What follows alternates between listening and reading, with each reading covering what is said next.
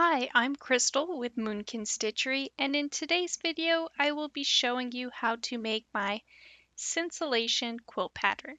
Scintillation is a fun quilt as you can use either 2.5-inch strips or 10-inch squares for your pre-cut choice. But fair warning, this quilt is beginner friendly with how we piece things together. However, there is so much here that you need to pay attention to with keeping like piles together and the way seams are going, which of course I will be explaining all of this. The fabric I am using is called Lilac by Sharon Holland for Art Gallery Fabrics, and the background color is called Mauvulus Pure Solids, also from Art Gallery Fabrics. The free PDF pattern is written for both 2.5-inch strips and 10-inch squares, and it is also available in 5 quilt sizes: baby, throw, twin, queen, and king. And in today's tutorial, I will be making the large twin size quilt measuring at 64 inches by 80 inches. For the twin size, you will need 30 10-inch squares or 30 2.5-inch strips, plus 4 yards of background fabric. With your 10-inch squares or 2.5-inch strips, you will need to select 20 of them and subcut them into 2.5-inch by 8.5-inch rectangles. You'll yield 4 per each pre-cut.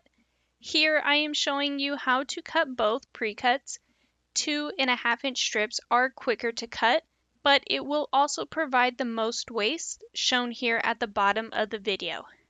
However, if you are someone that uses your scraps, the 2.5-inch strips is the better option, as you are left with a much larger piece instead of crumbs.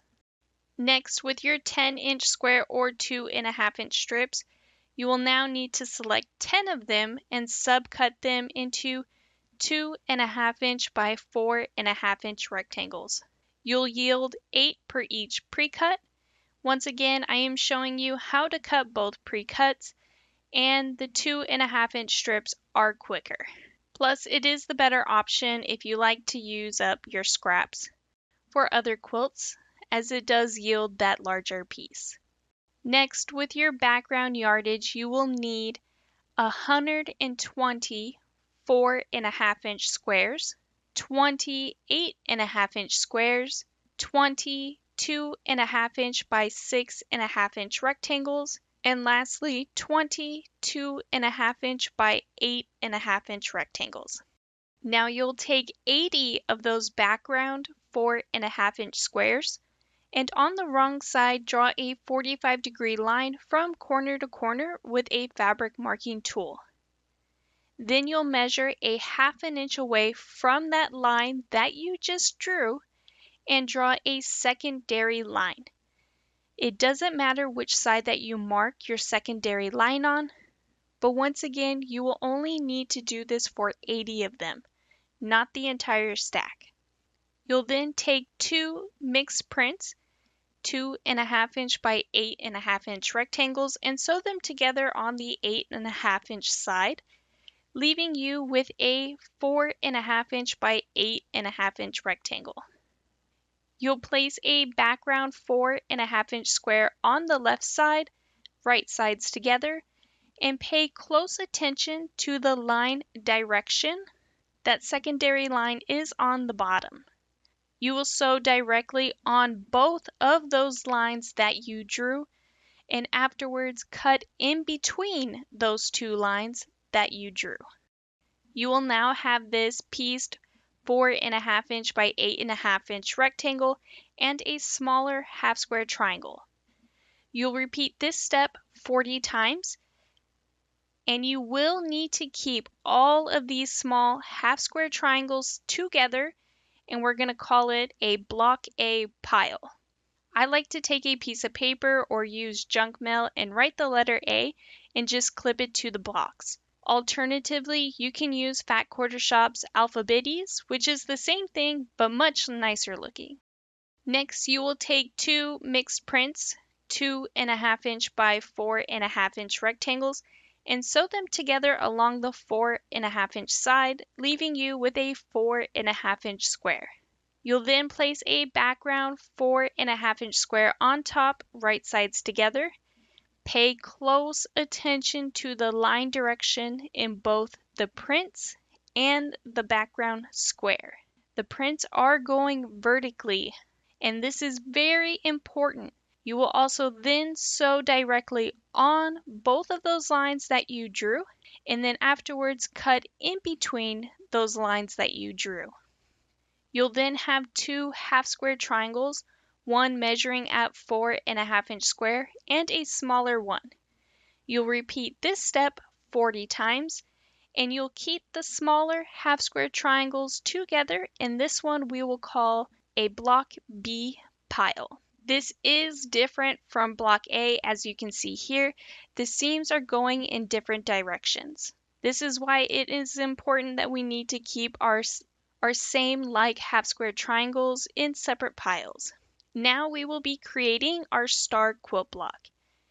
Take a 4.5-inch by 8.5-inch rectangle that you created and a 4.5-inch square that we just made, plus one background 4.5-inch square.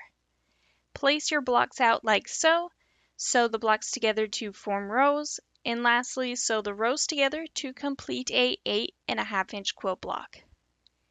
You'll make 4 of those and rotate them around to form your large star quilt block. You'll sew those blocks together to form rows, and then lastly sew those rows together to complete a 16.5-inch quilt block. You'll repeat these steps and make a total of 10 star quilt blocks.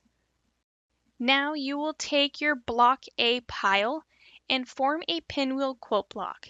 Pay close attention to the placement of the background and the prints within the pinwheel. A good rule of thumb is rotate your blocks until you have formed a smaller pinwheel in the middle. You'll sew those blocks together to form rows, and lastly sew the rows together to complete your quilt block, and afterwards you must trim your blocks down to a 6.5-inch square. I like to measure from the center then out. This means I will need to line up my ruler lines at the 3.25 inch on both the vertical and horizontal block seams. Then you can use the diagonal line on your ruler to follow your half square triangle seams. Once all of that is good, then go ahead and trim all around. You'll then rotate your block around and repeat it the exact same way. After you have created your pinwheel and trimmed down your block, this will now be named as the block A pile. Next, with your block B pile, you will repeat the same thing by forming a pinwheel, but once again pay close attention to the placement of the background prints within that pinwheel. It is different from block A. This is why we need to keep those two piles separately. And afterwards, you'll sew the blocks together to form rows, and lastly sew the rows together to complete your quilt block. And afterwards, you must once again trim your block down to a 6.5-inch square.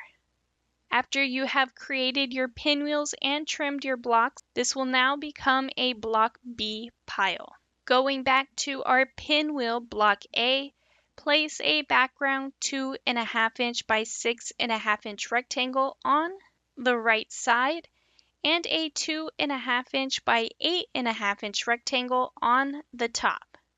Sew the 2.5-inch by 6.5-inch rectangle first, then followed by the 2.5-inch by 8.5-inch rectangle, leaving you a 8.5-inch square.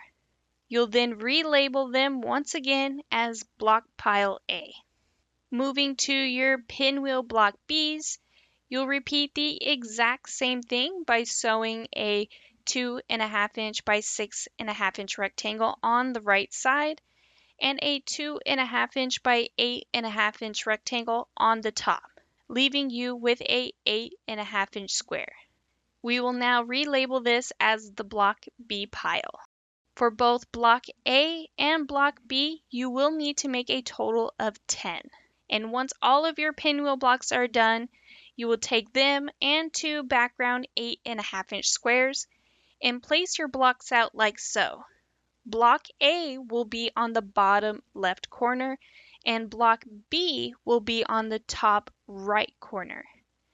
You'll sew the blocks together to form rows, and lastly sew those rows together to complete a 16.5-inch quilt block. You'll need to make a total of 10 quilt blocks. And whew, that was a lot to pay attention to. And if at any point I lost you, don't sweat. All of this plus several diagrams will be provided in the free PDF linked down below. And once all of those blocks are completed, it is time to finally lay your quilt out. And to do so, you'll alternate between each block in a 4x5 block layout. The pinwheel blocks will point to the upper right corner for the odd rows. Then the even rows, you'll rotate that pinwheel block around 90 degrees, pointing it to the upper left corner. Sew your blocks together to form rows, and lastly, sew your rows together to complete your quilt top. And here is what my quilt top looks like all finished. For the backing, I am using a print from the same collection, and for the thread choice, I have selected glide threads in the color Peacock, which blends perfectly with the background I have selected. And here is a close-up of my quilt all quilted out. For my Longarm quilters, I selected Free Motion Texture 1 by So Shabby Quilts, which I will link down below in the video's description. Do note that this pattern is denser. The standard pattern's height is approximately 9 inches tall. However, I increased it to 14 inches tall since this will be a well-used bedside quilt. But once again, this pattern is available as a free PDF in 5 quilt sizes: baby, throw, twin, queen, and king. I do hope you have enjoyed today's tutorial. If you could please take a moment to hit that like and subscribe button, hit the notification bell so you can be notified for your next amazing quilt project.